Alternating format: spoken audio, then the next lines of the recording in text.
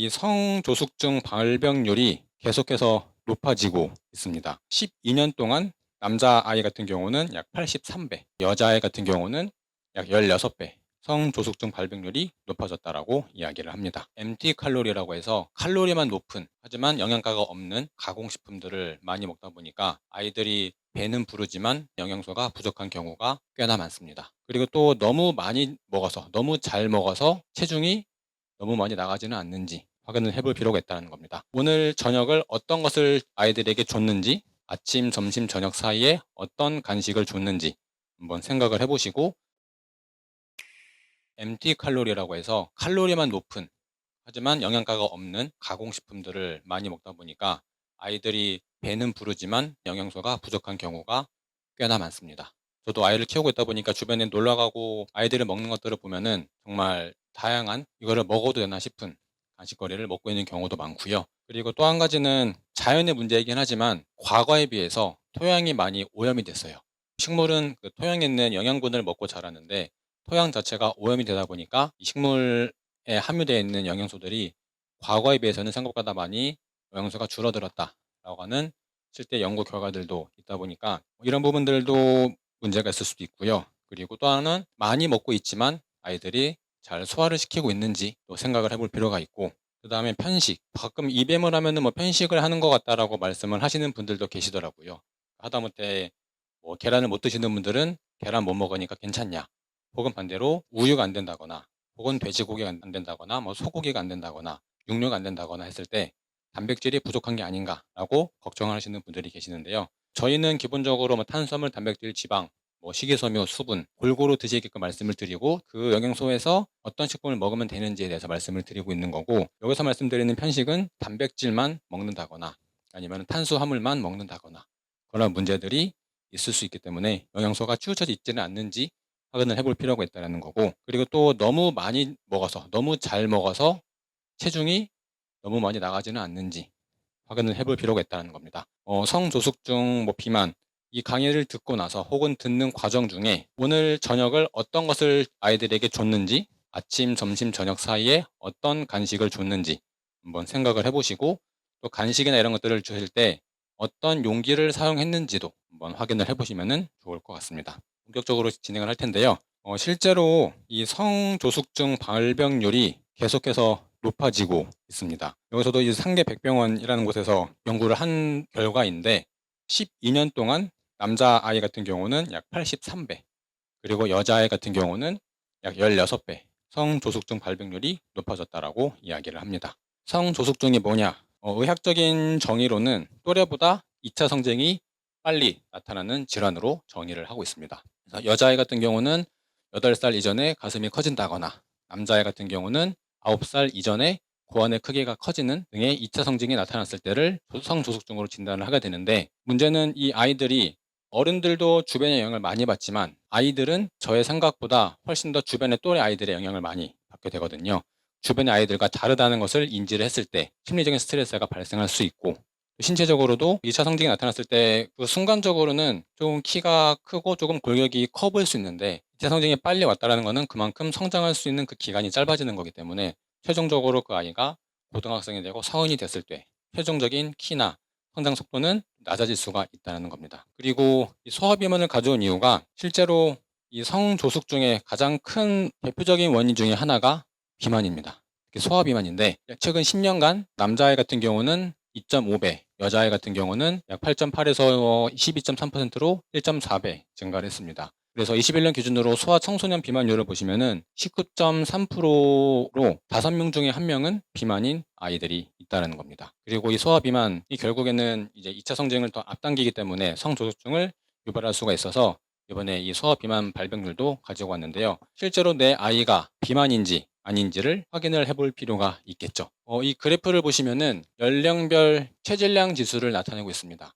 성인 같은 경우는 단순히 그냥 BMI를 가지고 뭐 18.9에서 22.9 사이면은 정상이고 23이 넘어가면은 과체중 비만 이렇게 정의를 하고 있지만, 이 소아 청소년 같은 경우는 계속해서 성장을 하고 있기 때문에 BMI 절대값을 따지지 않고 이 BMI를 가지고 가상으로 아이들을 100명을 세워 놓습니다. 그 중에서 그 아이가 BMI가 하위 5%다, 미만이다. 그러면은 저체중이라고 정의를 하고 5에서 85등이다라고 하면은 정상 체중이고 85에서 95등이면은 과체중 그리고 95등 이상이면은 비만이라고 정의를 합니다. 정상 체중임에도 불구하고 뭐 혈액 검사를 해보니까 지방간이 있다거나 콜레스테롤 수치가 높다거나 당뇨가 있다거나 그런 합병증이 있을 때는 정상 체중이지만 과체중 혹은 비만에 준하는 관리가 필요하다라고 보고 있고요. 내 아이의 BMI 계산하는 방법은 간단합니다. 킬로그램 체중을 신장 미터 제곱으로 나눴을 때 값이 BMI이고 이거를 가지고 어디에 해당하는지를 보시면 될 것 같아요. 내 아이가 12살이다. 그리고 BMI가 쭉 올라갔을 때 22다. 그러면은 뭐 75, 100분이기 때문에 정상일 거고 만약에 내 아이가 12살인데 BMI가 26이다. 그러면은 97등에 해당하기 때문에 비만이겠다라는 거죠.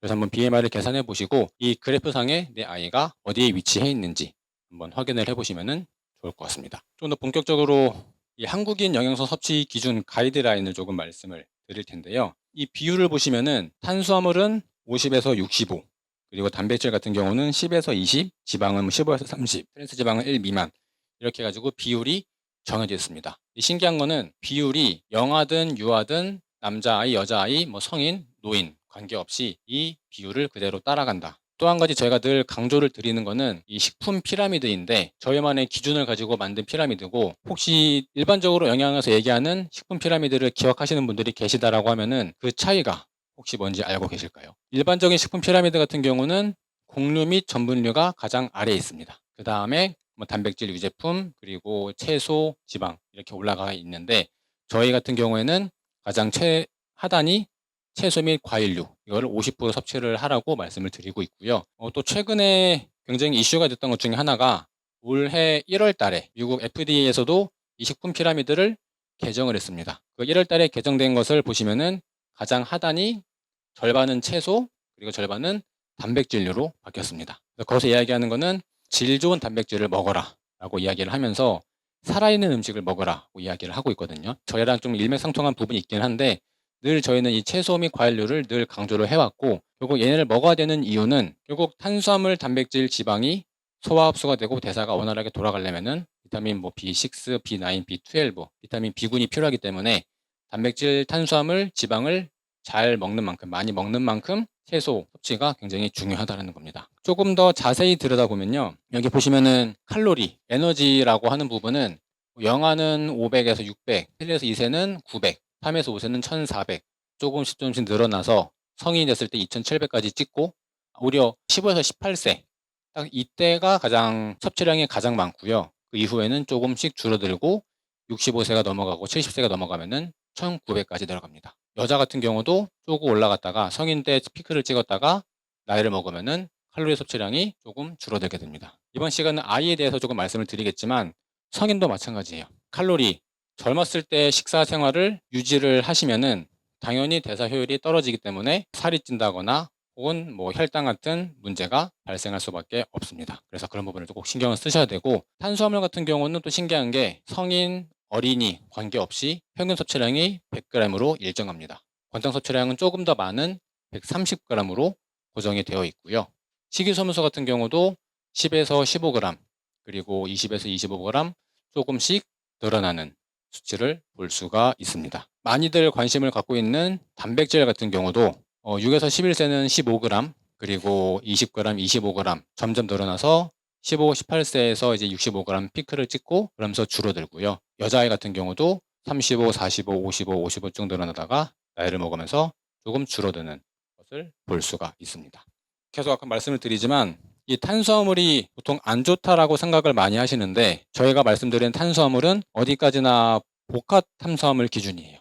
그러니까 정제 탄수화물은 가급적이면 안 드시는 게 좋기 때문에 무조건 피하시는 게 좋고 탄수화물을 얘기를 하면은 또 빠질 수가 없는 게 밥 100g 기준으로 흰쌀밥이랑 현미밥이랑 잡곡밥에 탄수화물이 얼마나 들어있는지를 계산을 해봤습니다. 흰쌀밥에는 100g의 탄수화물이 33g 정도, 현미밥에는 30g, 잡곡밥에는 31g이 들어있고요. 이걸 역으로 130g을 채우려면은 흰쌀밥 기준으로 한 400g, 현미밥 430, 잡곡밥 420 이걸 또 다시 환산을 해서 그러면 결과적으로 내가 밥을 얼만큼 먹어야 되냐라고 했을 때 햇반 기준으로 흰밥은 2공기, 현미밥은 2공기 조금 넘게, 잡곡밥은 약 2공기 정도. 그러니까 얼추 2공기를 드시면은 하루에 섭취해야 되는 탄수화물은 이미 충분하다라는 겁니다. 그래서 이거를 3끼로 나누면은 210g이기 때문에 반 공기가 조금 안 돼요.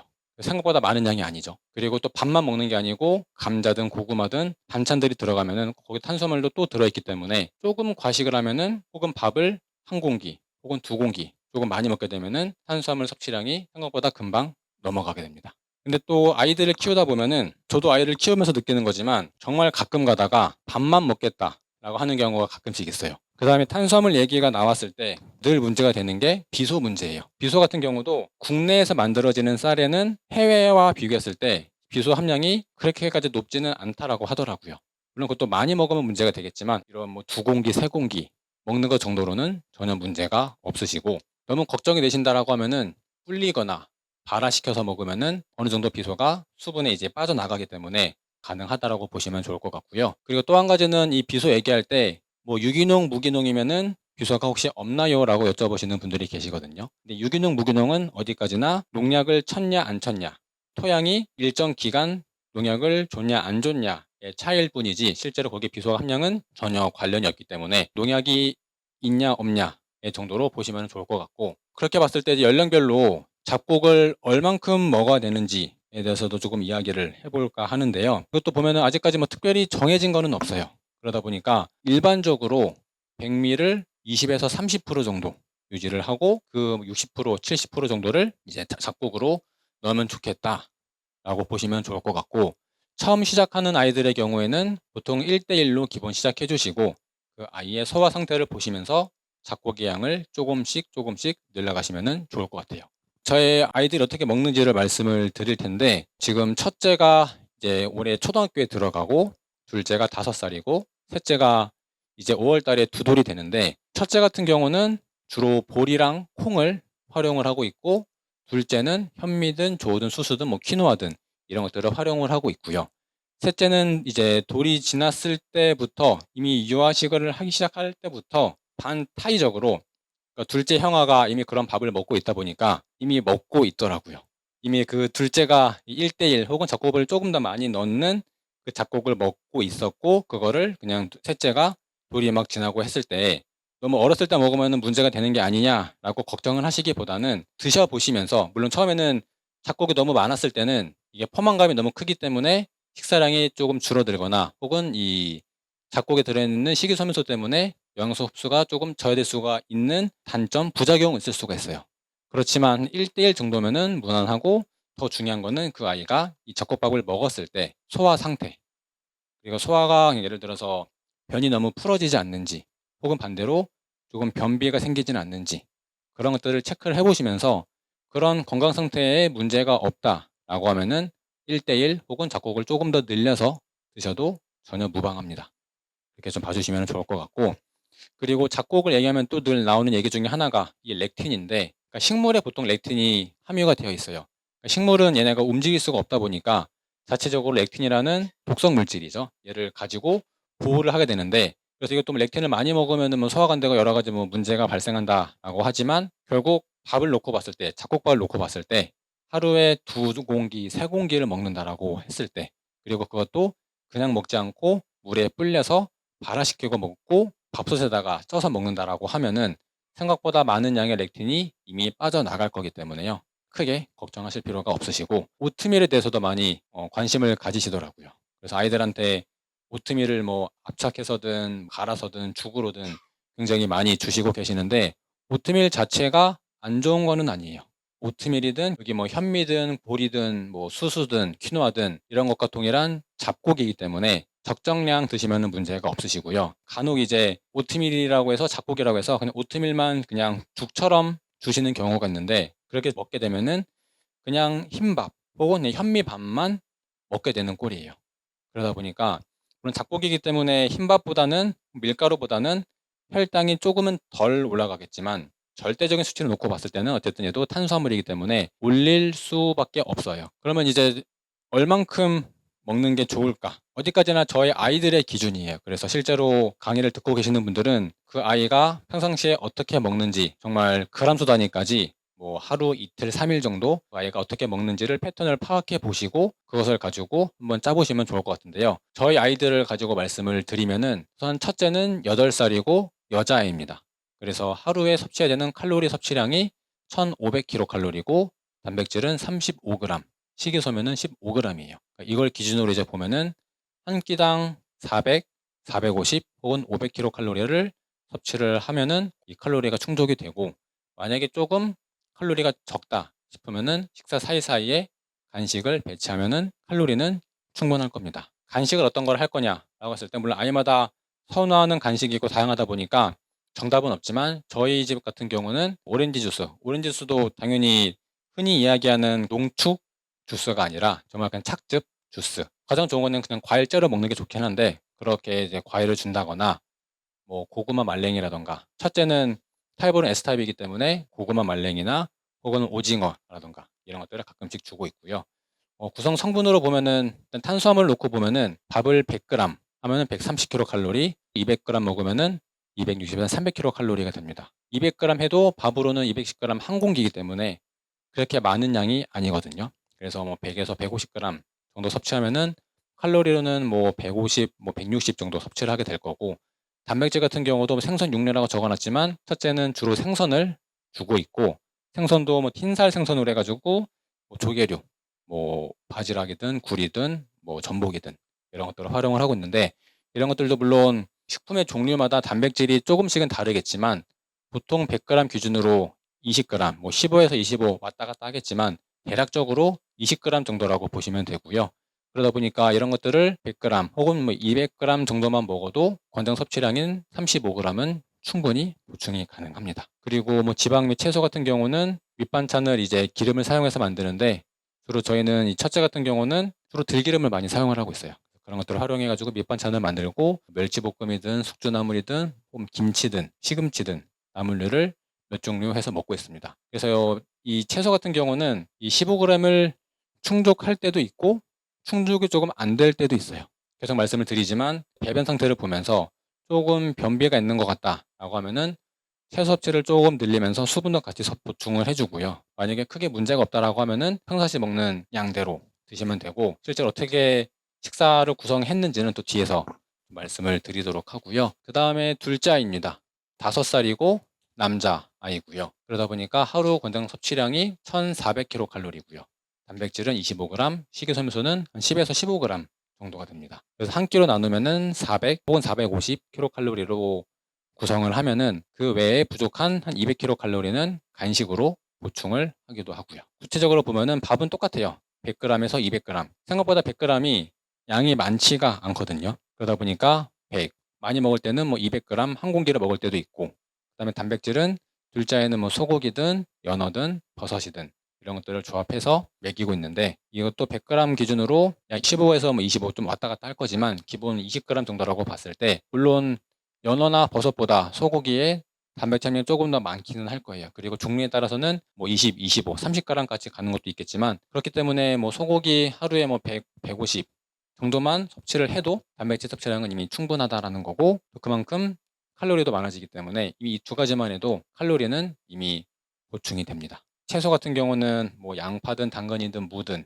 이런 것들을 올리브유나 참기름에 볶아가지고 필수 지방산도 나름 보충을 하면서 칼로리까지 생각을 하고 있고, 그리고 과일 같은 경우는 파인애플도 그렇고 사과도 그렇고 체리도 그렇고, 뭐 파인애플 같은 경우에는 뭐 흔히 그뭐 브로멜라인, 그리고 키위는 뭐 액티니딘이라고 하는 단백질 분해 효소가 들어있어요. 실제로 고기를 재울 때 활용하기도 하는데, 파인애플이든 키위 같은 것들을 조금 많이 먹으면은 혀가 조금 따끔한 느낌이 드실 거예요. 실제로 이 효소가 조금 단백질을 분해하다 보니까 이 혀에도 조금 이제 자극이 될 수가 있거든요. 그래서 너무 과하게 섭취하는 건 좋지는 않고, 그래서 보통 어른들이 먹는 크기 기준으로 뭐 5쪽 혹은 10쪽 정도 해가지고 먹고 있고, 사과는 뭐 크기에 따라 다르지만 많이 먹어야 사과 한 절반 정도예요. 보통은 한 4분의 1 정도 먹고 있고, 체리는 좋아해서 그런 건지 모르겠지만 그냥 놔두면은 그냥 계속 먹더라고요. 그렇긴 한데 어쨌든 뭐 5알 정도, 한 10알 정도 조금 제한해서 주고 있습니다. 그럼 실제로 저희 아이들이 어떻게 먹는지 이야기를 좀 해볼까 하는데요. 어떤 타입의 식단인지 바로 감이 오시죠? 첫째는 S타입이다 보니까 이런 생선류를 를 주로 활용을 하고, 그리고 아까 말씀드렸던 것처럼 떡국이랑 국수를 좋아하다 보니까 굳이 명절이 아니더라도 아이들이 좀 원할 때는 떡국도 종종 하는 편이고요. 근데 이것만 먹으면은 당연히 문제가, 그러니까 탄수화물이 과다하기 때문에 반드시 뭐 호박 같은 거 혹은 굴이든 혹은 전복이든 이런 것들을 조금 조합해 가지고 주는 편이고요. 그리고 국수 같은 경우도 육수를 보통 해산물, 멸치나 이런 것들로 내는데 잘 보이진 않지만 굴 같은 해산물을 넣어서 육수를 만들어서 주고 있습니다.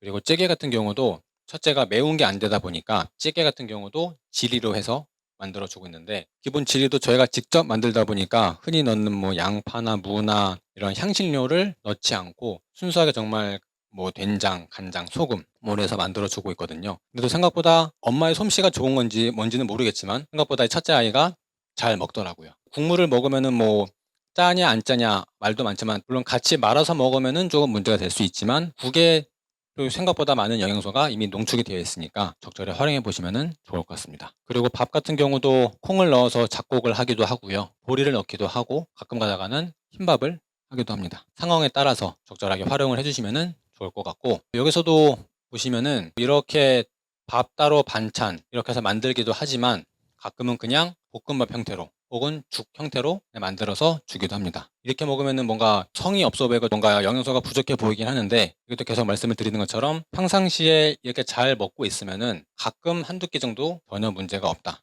그리고 왼쪽 아래 보시면은 이번 설날 때 제사를 지내고 나서 남은 음식을 가지고 먹은 건데, 보시면은 S타입이다 보니까 밥에다가 잡채, 양념 최대한 좀 덜 하고 들기름은 간장 정도만 하게 되는데, 오징어랑 당면도 감자 말고 고구마로 해서 주고 있었어요. 딱 보시면은 어떤 느낌이 드실까요? 영양소 비율로 봤을 때 약간 조금 탄수화물이 조금 많아 보이기는 하죠. 그래서 먹다가 본인이 조금 배불렀는지 조금 남기기도 했는데, 가끔씩은 이렇게 드셔도 잡채를 좀 매일 먹을 것도 아니고 조금 특별한 날에 먹는 거다 보니까 가끔씩은 이렇게 먹어도 전혀 걱정하지 않으셔도 된다라고 생각을 해주시면 좋을 것 같고, 그 다음에는 이제 둘째랑 셋째 아이 식단인데요. 똑같이 뭐 국수든 떡국을 만들 때도 버섯, 여기는 제첩을 좀 이용해서 만들었었는데, 그리고 떡국에 가끔 김을 넣기도 합니다. 그리고 김 같은 경우도 가끔 이제 많이 먹으면은 뭐 요오드 때문에 걱정하시는 분들이 간혹 계시는데, 김도 딱 정해진 상한 섭취량은 없어요. 보통 성인 기준으로 큰 김으로 봤을 때 2장, 3장 정도가 되고, 뭐 아이 같은 경우는 1장, 2장 정도를 권장을 하거든요. 그것보다 더 중요한 거는 이제 조미가 됐냐 안 됐냐입니다. 기름으로 싹 발라서 있는 제품이 있으면 좋은데, 기름이 발라졌다라고 하면은 꼭 뭐가 들어가더라고요. 그래서 가능하면은 김밥용 김을 먹는 게, 생각보다 김밥용 김으로 먹으면은 일본에서 주먹밥 먹는 느낌이 나가지고 또 그 김 자체의 고유의 맛도 있기 때문에 생각보다 맛있게 먹을 수 있으니까요. 그 다음에 여기서 또 보시면은 이 옥수수가 있는데, 상담하다 보면은 어르신들도 밥을 먹고 또 간식 개념으로 옥수수를 드시는 분들이 간혹 계세요. 어떻게 보면 옥수수도 구황작물이고 탄수화물이 꽤나 많이 들어있기 때문에 만약에 옥수수를 드신다라고 하면은 그만큼 비율을 생각해서 밥의 양을 조금 줄이실 필요가 있습니다. 그리고 장어도, 그래서 가능하면은 저희가 뭐 민물장어도 그렇고 가끔 해물탕을 만들려고 재료들을 사잖아요. 그러면 거기에 기본적으로 그 소스들이 딸려 있어요. 그런 것들을 활용을 하진 않고 그 재료만 사용을 하고 소스는 몇 가지 그냥 재료 간을 해가지고 만들어서 주고 있는데, 이때는 이미 이 간이 되어 있는 민물장어에 있어서 어쩔 수 없이 먹이긴 했는데, 너무 이런 것들 안 좋은 거를 먹이는 게 아닌가라고 너무 걱정은 안 하셔도 될 것 같습니다. 둘째 아이 같은 경우에 이제 설날이 끝나고 나서 대화를 하다가 문득 그 아이 입에서 약간 입냄새가 조금 나더라고요. 그러니까 아이라고 입냄새가 안 나는 게 아니라 아이도 소화가 잘 안 되면은 입냄새가 무조건 납니다. 이때 설날 때 조금 많이 먹었는지 아니면은 이런 뭐 소갈비찜이든 기름진 걸 먹어서 좀 소화가 안 된 건지는 모르겠지만 아이 입에서 입냄새가 나다 보니까 뭔가 조금 많이 먹었구나, 조금 과식했구나, 그렇게 조금 생각이 들어서 한두 끼를 뭐 조금 소화가 잘 되는 식사를 주면서 조금 소화를 빨리 시키고 잘 수 있게끔 남은 연휴를 조금 이제 그렇게 활용했던 기억이 있습니다. 물론 입냄새라는 게 소화기 문제 말고도 구강 문제라던가 아니면 후비로 문제라던가 그런 문제도 있을 수 있겠지만, 1차적으로 바로 생각해 보실 거는 아이가 전 식사 혹은 전 식사에서 뭘 먹었는지를 체크를 해보시면은 아마 그 답이 있을 가능성이 굉장히 높습니다. 그 다음에 저희 아이들이 먹는 간식인데요. 간식이라기보다는 가끔 주말에 아침에 밥을 먹기 좀 그럴 때 활용하는 것들인데, 떡이든 쌀빵이든 그냥 먹으면 좀 맛이 없으니까 잼을 사용을 하는데, 잼 같은 경우도 수제잼이고, M타입 같은 경우는 사과잼, 비정제 원당을 넣어서 만든 사과잼이고, S타입 같은 경우에는 딸기 혹은 블루베리 잼인데 아가베 씨를 넣어서 만들다 보니까 이 아이들이 굉장히 좋아해서 가끔 주말에는 밥 대신에 이렇게 먹기도 합니다. 그리고 꼭 먹고 나서 과일 같은 경우도 이 정도예요. 그래서 파인애플도 한 이 정도 먹으면 아이들이 맛있게 먹다가 남겨요. 딱 그냥 이 정도 섭취를 한다라고 보시면 좋을 것 같고, 가능하면은 떡도 절편 같은 맵쌀로 만든 것들로 활용을 하고 있습니다. 물론 이것도 이 식품 교환표를 보시면 아시겠지만, 보통 식빵 같은 경우는 식빵 한 조각이 밥으로 따지면은 한 3분의 1 공기 정도가 돼요. 만약에 밥 한 공기를 드신다라고 하면은 일반 식빵 3개 정도고, 만약에 이걸 먹고 싶다라고 하면은 한 조각 먹을 때마다 밥은 3분의 1씩 덜어내면은 얼추 탄수화물의 비율이 맞습니다. 기본 밀가루 기준이긴 하지만 쌀가루로 만든 쌀식빵도 큰 차이는 없을 거거든요. 그렇게 좀 활용을 해주시면 좋을 것 같고, 그 다음에 여기 어육류 같은 경우도 흔히 저지방, 중지방, 고지방 해서 나뉘는데, 실제로 식사를 준비를 하시다 보면은 저지방 이거를 몇 단위 몇 단위 해가지고 조합해서 만들거든요. 실제로 집에서 만드시다 보면은 이렇게 할 수가 없어요. 그러다 보니까 그냥 마음 편하게 저지방, 중지방, 고지방에 이런 식품들이 있고, 이거를 좀 타입으로 분류해서 그런 것들을 그때그때 상황에 맞게끔 활용을 하시는 정도라고 보시면 좋을 것 같습니다. 그 다음에 또 한 가지가, 저희가 이제 외식을 할 때도 늘 신경을 쓰게 되는데, 가는 곳이 정해져 있기는 해요. 보통 가서 먹는 게 주로 초밥. 그래서 외식을 하게 되면은 부득이하게 단백질을 주로 찾게 되는데요. 물론 저도 고기를 좋아하고 하기 때문에 그런 것도 있지만, 단백질 위주로 찾아야지 그나마 조미료나 간이 센 이런 것들을 조금 피할 수가 있더라고요. 이 두 가지 같은 경우는 그냥 민물장어랑 소고기였어요. 그냥 정말 소스도 막장도 있고 쌈장도 있고 다양했는데, 심플하게 그냥 민물장어만 굽고, 소금도 아이들은 찍어주기도 하지만 그냥 먹어도 먹더라고요. 그래서 외식을 하실 때 단백질 위주로 찾다 보면은 그래도 조금 건강한 외식을 하실 수가 있을 것 같아서 한번 좀 활용해 보시면 좋을 것 같고, 그 다음에 가운데가 이제 후식인데, 저희가 주로 가는 디저트 가게가 스타벅스. 거기가 그나마 이제 우유를 두유로 바꿀 수가 있고, 그리고 간식 같은 경우도 굉장히 다양한 디저트들이 있는데 다 그냥 제외하고 맛밤 혹은 고구마 말린 거, 그리고 간혹 가다가 이런 과일 디저트가 있으면은 이런 것들도 먹기도 하고요. 지금까지 쭉 말씀을 드렸는데 S타입이 뭔지 M타입이 뭔지 아마 모르실 거예요. 그래서 결국 내 아이에게 좋은 식품을 찾는 방법에 대해서 말씀을 드릴 텐데요. 물론 당연히 자세하게는 상담을 통해서 그 아이의 특성을 파악해가지고 말씀을 드려야 되겠지만, 그렇지 않다라고 했을 때는 평상시 내 아이가 식사를 했을 때, 어떤 음식을 먹었을 때 음식에 대한 부정 반응을 하나하나 체크를 해보시면 좋을 것 같아요. 그래서 흔히 이야기하는 게 이 알레르기 유발 식품이라고 하는데, 보시면은 안 좋은 식품들이 없어요. 계란부터 해서 우유, 그리고 닭고기, 돼지고기, 소고기 이런 것들이 알레르기 유발 식품으로 구분이 되어 있거든요. 그렇다는 거는 이 좋은 식품들이 맞지만 먹는 사람에 따라서는 오히려 이게 알레르기를 유발할 수도 있기 때문에, 역으로 생각하면은 평상시에 내 아이가 음식을 먹었을 때 혹은 간식을 먹었을 때 아이가 두드러기가 난다거나 이런 몸에 체크를 해보시면은 분명히 한두 가지씩 불편한 증상들이 나타날 거예요. 혹은 아이가 계속 보면 배가 아프다, 배가 안 좋다라고 하면은 소화가 안 된다거나 가스가 찬다거나 혹은 변비계가 있다거나 할 수도 있기 때문에, 그런 아이들의 반응을 유심히 살펴보시면서 하나하나 제거를 해 나가시면은 나름 내 아이에게 맞는 그나마 좋은 식품들을 찾을 수가 있고요. 여기서도 굳이 내가 계란을 못 먹으면은 계란을 먹을 필요가 없습니다. 여기서 보시면은 계란 안 되면은 두부, 콩으로 대체를 하라고 이야기를 하고 있고, 우유가 안 되면은 두유, 콩이 안 되면은 김, 미역, 밀가루가 안 되면은 쌀, 감자, 돼지가 안 되면은 소고기, 생선이 안 되면 두부, 달걀 활용하시면 되기 때문에, 어떤 식품이 좋다라고 했을 때 거기에 연연하지 마시고 드셔보시고 조금 소화가 안 되는 것 같네, 조금 뭔가 불편하네 라고 하시면은 과감하게 그 식품은 패스하시는 게 좋습니다.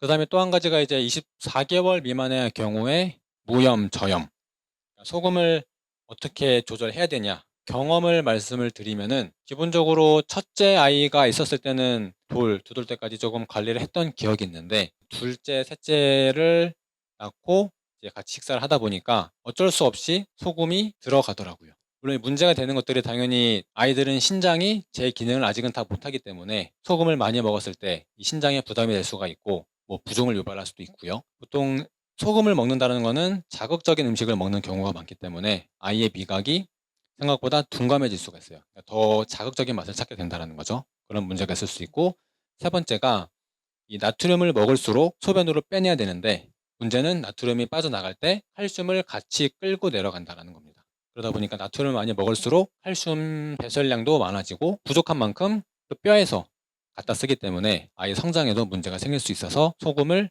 조금 조심하면 좋겠다라고 일반적으로는 얘기를 합니다. 그래서 보시면은 0에서 5개월은 110mg, 6에서 11개월은 뭐 370mg인데 돌까지는 모유든 이유식이든 나름 관리를 하실 거기 때문에 이때는 괜찮지만 하나 걱정하시는 게 돌이 지나고 나서예요. 이때부터도 양으로 보면은 810mg이기 때문에 소금으로 치면은 2g, 그러니까 작은 티스푼으로 2분의 1도 안 되거든요. 굉장히 적은 양이에요.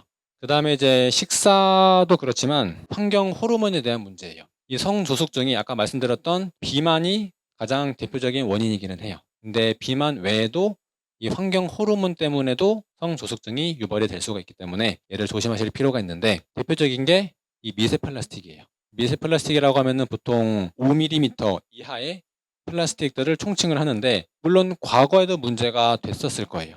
근데 그때 당시에는 그런 미세 플라스틱 혹은 나노 플라스틱을 검출할 수 있는 그 기술이 없다 보니까 모르고 지나갔는데 기술이 발전하면서 검사를 하다 보니까 미세 플라스틱 그리고 더 나아가서 20 마이크로미터 이하인 나노 플라스틱이 생각보다 여기저기 많이 있다는 거죠.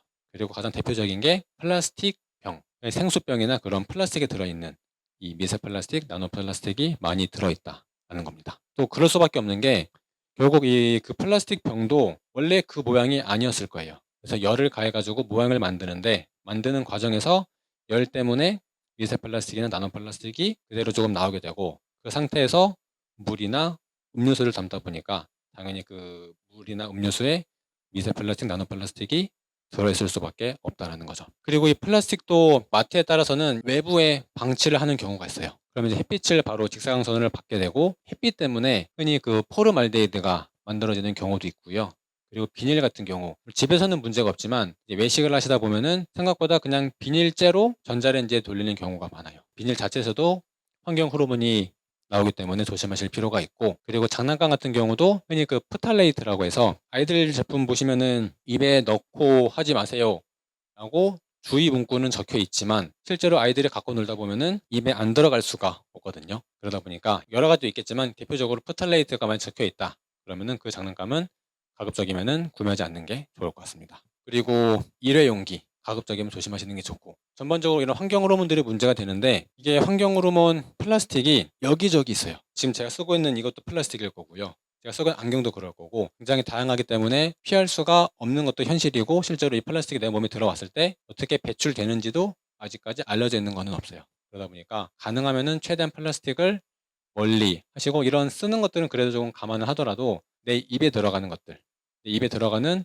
음식을 담는 용기들은 플라스틱을 최대한 자제를 하면 어떨까 생각을 해보시면 좋을 것 같습니다. 환경 호르몬의 문제는 결국 이 환경 호르몬이 여성 호르몬인 에스트로겐과 유사한 구조를 가지기 때문에 이체 성징을 앞당기는 그런 문제가 있을 수 있고요.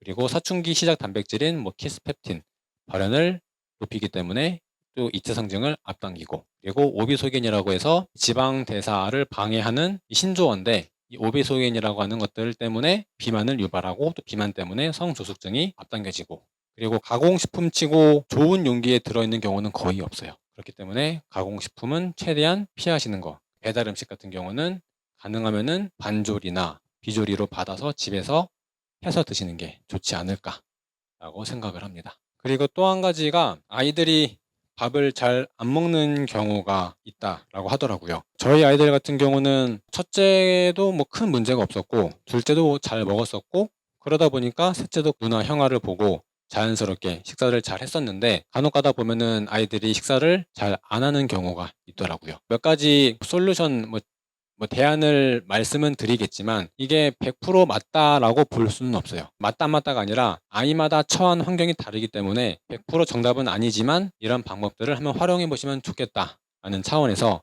가볍게 들으시면 좋을 것 같은데요. 제가 봤을 때는 일단 첫 번째가 아이들이 소화가 잘 안 되는 경우에도 밥을 안 먹는 경우가 있습니다. 어른들도 마찬가지예요. 조금 소화가 안 되거나 좀 더부룩하면은 식사를 안 먹거나 조금 덜 먹게 되잖아요. 아이들도 똑같습니다. 근데 아이들은 내가 소화가 안 됐다라고 표현을 할 줄 모르기 때문에 그냥 배가 아프다, 그냥 배가 조금 그렇다라고 표현을 하면은 아이가 왜 그런지 한번 대화를 조금 하시면서 하나하나 아이들의 감정을, 아이들의 상태를 파악하시면서 만약에 소화가 안 된 거다, 혹은 전에 식사가 너무 조금 많이 먹었다라거나 아니면은 식사 사이사이에 간식을 먹었다거나 소화가 잘 안 되는 경우, 혹은 이미 배부른 상태에서도 안 먹을 수가 있기 때문에 이 부분들 좀 신경을 써보시면 좋을 것 같고, 두 번째는 부모가 잘 먹지 않는 경우. 아이들한테 잘 먹이려고 하지만 결국 아이들은 부모의 거울이거든요. 그러다 보니까 부모가 맛있게 잘 먹는 것만 보여줘도 아이들은 '아, 이렇게 먹는 거구나.' 라고 인지를 하면서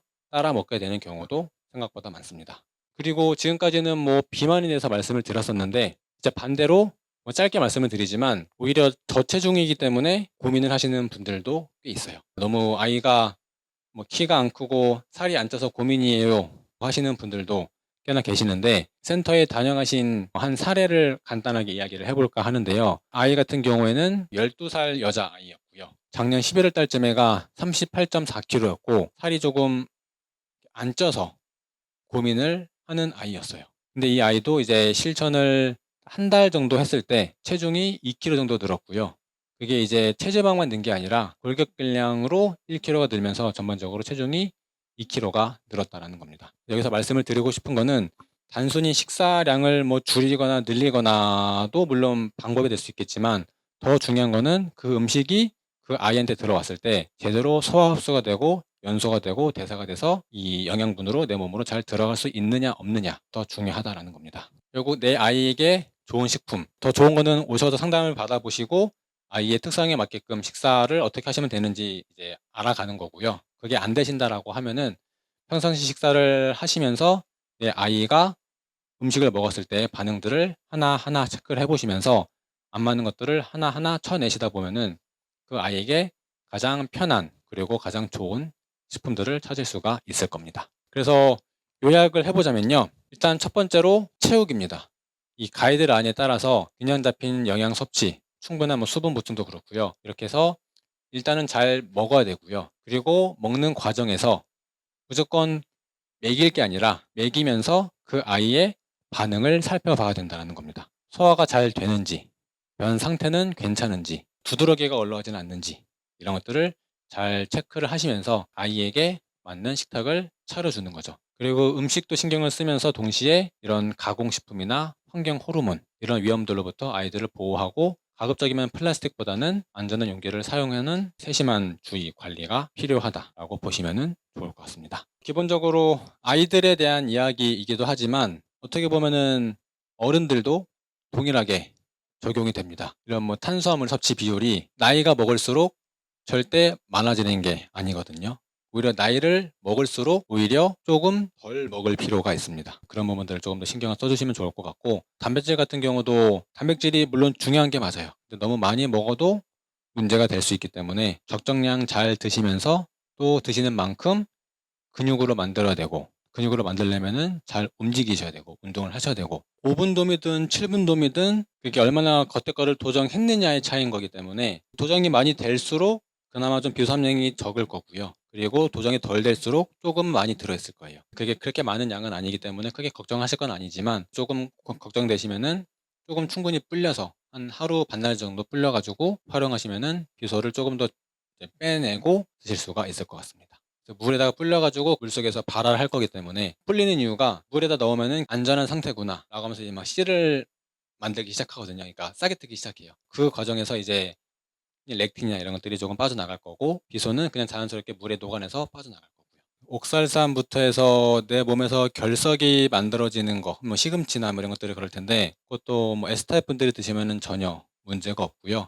간혹 이제 M타입 분들 맞지 않는 분들이 드셨을 때 내 몸에서 쓰이지 못하다 보니까 그게 결석이 되고 농축이 돼가지고 문제가 되는 경우는 있을 거예요. 기본적으로 타입에 맞으면은 안심하고 드시면 되고, 물론 너무 과하게 먹으면 문제가 될 수도 있겠지만 저희가 애초에 채소 권장 섭취량이 한 400, 500g 정도예요. 그런데 일상적으로 400, 500g을 먹기에는 쉽지가 않거든요. 그러다 보니까 그런 것들을 채소 혹은 녹즙 가루, 녹즙 갈아서 이렇게 드시게끔 하면은 그래도 그 부족한 것들을 보충할 수가 있으니까. 그래서 녹즙을 기본적으로 하루에 200ml 2번, 400ml 드시라고 말씀을 드리는데, 그 정도는 최소 드시는 게 좋고, 만약에 뭐 소화기나 간 수치에 좀 이상이 있거나 조금 특이한 경우는 조금 양을 조절은 하겠지만, 기본적으로 큰 문제가 없으신 분들은 하루에 한 400ml 정도 녹즙은 드셔도 저는 문제가 없다라고 보시면 될 것 같아요. 아무래도 생채소를 짜서 먹게 되면은 처음 드시는 분들은 이렇게 좀 자극이 될 수는 있어요. 그럴 때는 조금 희석해서 드신다거나 혹은 입에서 조금 우물우물 거리시면서 드신다거나, 타입에 따라서 뭐 밤꿀이든 아카시아 꿀이든 그런 것들을 조금 첨가해서 드시면은 조금 보호가 되니까 부담감이 조금 덜 하시지 않을까 생각이 됩니다. 오히려 드셔야지 그런 채소에 들어있는 비타민, 미네랄, 무기질, 생리활성 물질, 피토케미컬 이런 것들이 보충이 되기 때문에, 어떻게 보면 그게 녹즙이 천연 비타민제예요. 그래서 비타민제를 드셔서 효과를 보신 분들은 비타민을 드시는 것만큼 이제 녹즙을 좀 더 챙겨 드시면은 훨씬 더 도움을 많이 받으실 수 있을 겁니다.